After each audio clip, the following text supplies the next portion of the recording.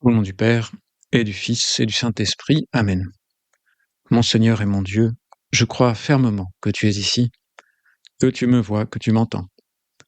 Je t'adore avec profonde révérence. Je te demande le pardon de mes péchés et la grâce de faire avec profit ce moment de prière. Marie, ma Mère Immaculée, Saint Joseph et mon ange gardien, intercédez pour moi. Et montre-moi ton chemin, Seigneur. Tu es mon espérance en ce carême. Il nous est tous arrivé de ne pas savoir quoi dire. En tout cas, ça nous arrive plus facilement à certains. Par exemple, c'est notre anniversaire, on nous fait une surprise, nous sommes contents, mais tout à coup, quelqu'un se met à crier un discours, un discours. Et notre premier réflexe, c'est je ne sais pas quoi dire. Ou alors, je dois faire un cours, je dois faire un topo, je dois prêcher, méditation, et j'ai rien à leur dire. Et Seigneur, même, je dois reconnaître que ça m'arrive avec toi. Je voudrais prier, mais je ne sais pas quoi te dire, Seigneur. Ça m'arrive. Et j'aurais même une furieuse envie de sortir mon portable, qui est le parfait remède quand on n'a pas envie de parler ou quand on s'ennuie ou quand on est un peu timide. Alors assurons-nous, ça arrivait aux apôtres eux-mêmes. Étaient-ils conscients de parler avec Dieu quand ils conversaient avec Jésus? Oui et non. Enfin, ils savaient bien que leur maître n'était pas comme les autres, qu'il dépassait ce qu'ils avaient connu, mais on n'a pas l'impression qu'il identifiait à Dieu Tout-Puissant. Alors c'est pour ça qu'ils disent Seigneur, apprends-nous à prier Dieu, c'est-à-dire à prier le Père, comme Jean-Baptiste l'a appris à ses disciples. Ils demandent de l'aide avec simplicité à Jésus. Et Jésus leur donne ce qu'ils demandent. Il leur apprend à prier. C'est l'évangile d'aujourd'hui. Vous donc, priez ainsi. Notre Père, qui es aux cieux, que ton nom soit sanctifié, que ton règne vienne, que ta volonté soit faite sur la terre comme au ciel.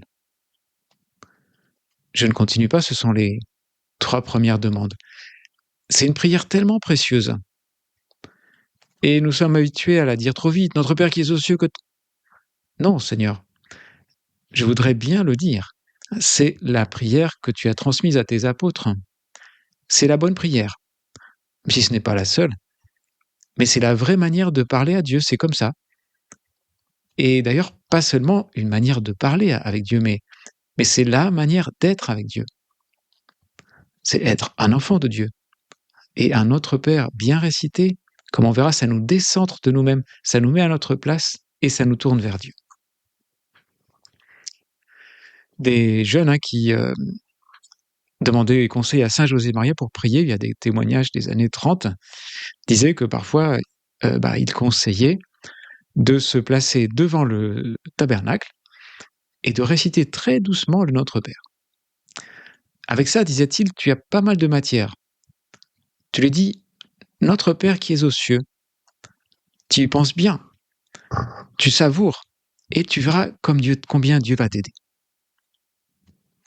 Ou alors peut-être toi et moi avons fait aussi cette expérience, c'est en cas d'épreuve, en cas d'inquiétude ou d'anxiété, de réciter doucement un Notre Père.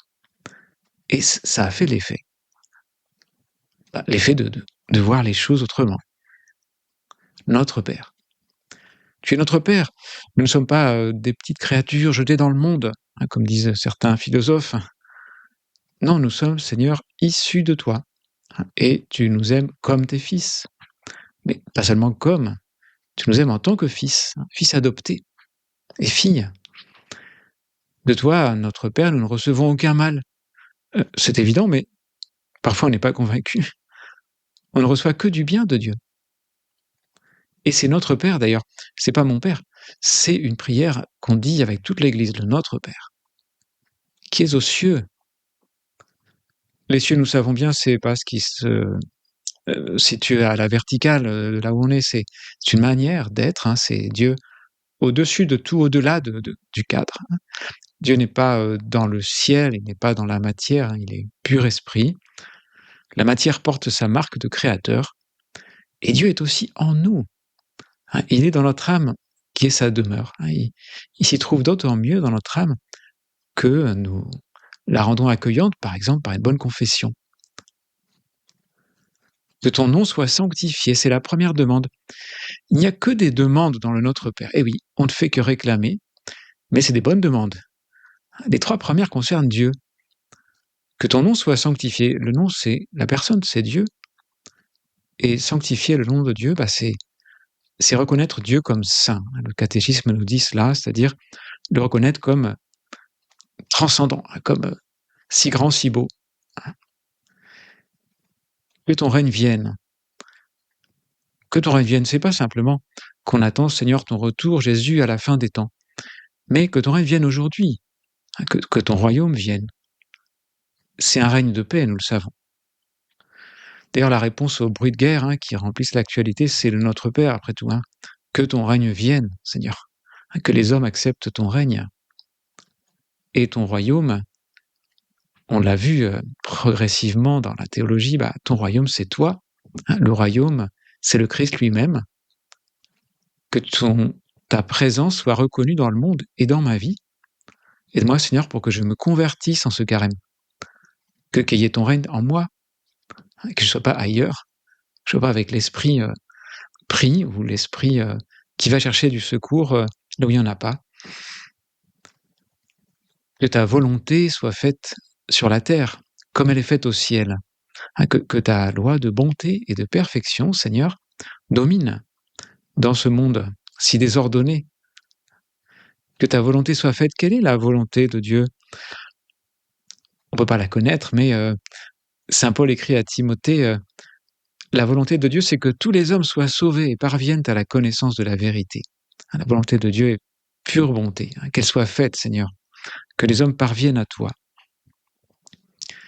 Et puis après, nous te demandons 4 choses pour nous. On passe à nous. Donne-nous aujourd'hui notre pain de ce jour. On peut y voir le pain ordinaire, la nourriture et aussi tout ce dont on a besoin. Alors, seulement pour aujourd'hui, on ne te demande pas une assurance jusqu'à la fin de la vie qui deviendrait une idole. Donne-nous le peu qui nous permet de vivre.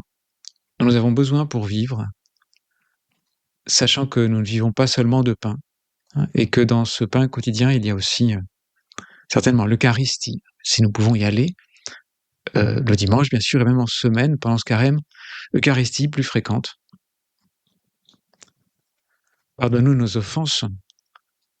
Nous pardonnons aussi à ceux qui nous ont offensés. Pardonne-nous, Seigneur. Les derniers papes, notamment le pape François, pour qui nous prions, sa santé, sa sainteté, les papes ont beaucoup parlé de la miséricorde. Dans un monde qui a un peu tourné le dos à Dieu, et là, la miséricorde n'est pas une espèce d'effaceur. La miséricorde est obtenue par le sacrifice de Jésus, par le sang du Christ. C'est pas rien, la miséricorde. C'est pas du gratuit, de l'effacement d'historique. Non, non, non. Pardonne-nous nos offenses, c'est très précieux. Mais comme nous pardonnons aussi, mais on a du mal. Et Jésus, en raison de ma faiblesse, pour nous, c'est plus difficile de pardonner une offense, peut-être qu'à toi. Et nous te demandons donc l'unité, là où nous sommes, la capacité de pardonner, d'abandonner la liste des torts qu'on aurait subis. Et ne nous laisse pas entrer en tentation, des tentations si nombreuses qui viennent pas de toi, Seigneur, avec qui je ne veux pas dialoguer, je ne veux pas même envisager, j'aimerais pas, mais je suis parfois englué dans le charnel, dans le monde, et le monde au sens mauvais. Et Seigneur, ne me laisse pas entrer là-dedans, pousser cette porte, mais délivre-nous du mal. Le mal ou le malin, la traduction ne distingue pas. Dans les deux cas, bien, toi, Seigneur, qui es dans le ciel, qui as puissance sur le mal, aide-nous. Ne permets pas que nous entrions en tentation, que nous passions cette porte. Et heureusement, Seigneur, que tu as vaincu. Alors, si nous ne savons pas quoi dire dans la prière, si nous ne savons pas comment commencer, si nous sommes dans la rue, si nous sommes un peu éprouvés, disons très doucement, un Notre Père. Et je te confierai que ça marche aussi avec le « Je vous salue Marie ».